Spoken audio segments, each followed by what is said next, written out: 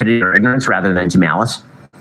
Which, when the easiest thing in politics, the easiest game to play, and it's a game I really hate, is this game of the reason they're doing this or saying is because they maliciously hate you.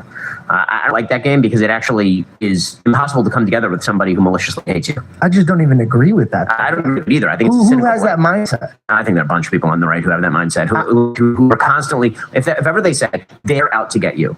They're out to get you. Okay, so there are cases where there are people who are out to get you from a particular point of view. That's true, obviously. There are people who hate Christians, who don't want Christians in the public square. That's 100% true. But if you get to the root of that, right? No matter how much they disguise themselves with hatred or bigotry or racism, there is a disease in there that could be cured. And a lot of people don't agree. They think, oh no, they just need to be killed or like they need to be wiped off this earth. But the truth is, regardless of how that person viewed, it's only because they were taking with their society or their thoughts all together and piecing it and then taking their POV and they're like, no, I think Christians are bad because of blah, blah, blah. And they're taking what other fake Christians did to them.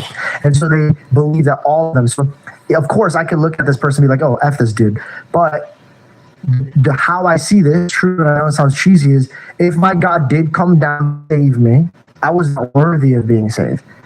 Our people tried to kill him, but yet he still came and loved me. So when my enemy stands before me, I'm not looking at him, I'm looking at the demons that trail behind him with his past trauma or his information that he's holding. I mean, I think that's a very wise insight. And again, I think from an Old Testament context, that's the book of Jonah. Right? The book of Jonah is all about the idea that Jonah has to go to Nineveh, where everyone's a sinner.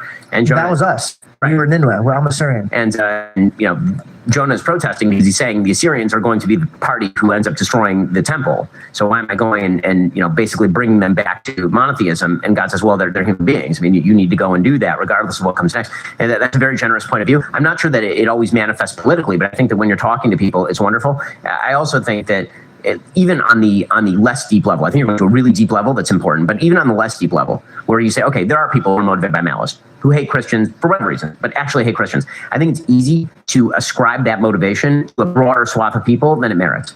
So instead of saying we have a political disagreement over X, Y, or Z issue, it's, oh, you do that because you despise me and you want people like me to die.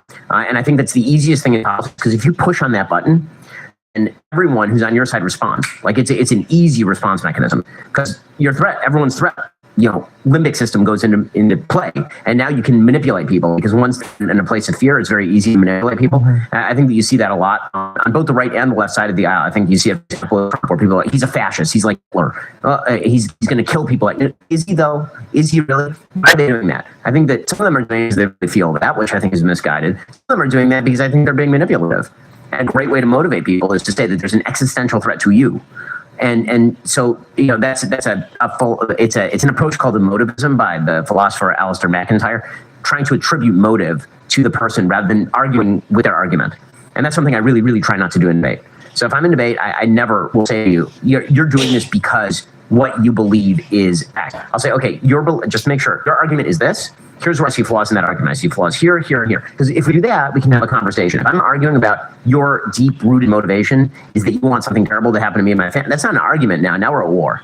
Yeah, I understand that. So you're saying, okay, this is an Old Testament reference too. If they can't assassinate you, they'll assassinate your character.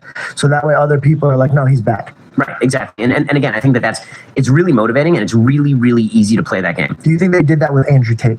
I mean, it depends on who they is. So I think there are a lot of critiques of Andrew Tate. I've obviously been extremely critical of Andrew Tate.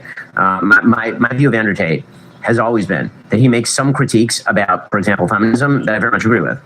He says some things that I think about masculinity that probably need to be said. I also think he plays a bit of a game where he says two things. One of them is perfectly reasonable, plausible, and then he says something that's completely nuts. And then he bundles those two things together. And then if you argue with him,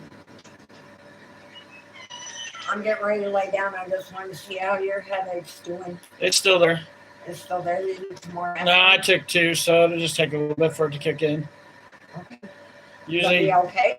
Yeah, I'm good. Okay. It's not bad. It's just I don't want it to get bad. Right, I understand. So, like, it's there. Yeah. But it's not like extreme. Maybe it's your ear, Danny. Nah. No. Nah. Sometimes it can bother you, and it's cold outside, so. I don't think that's what it is. Okay.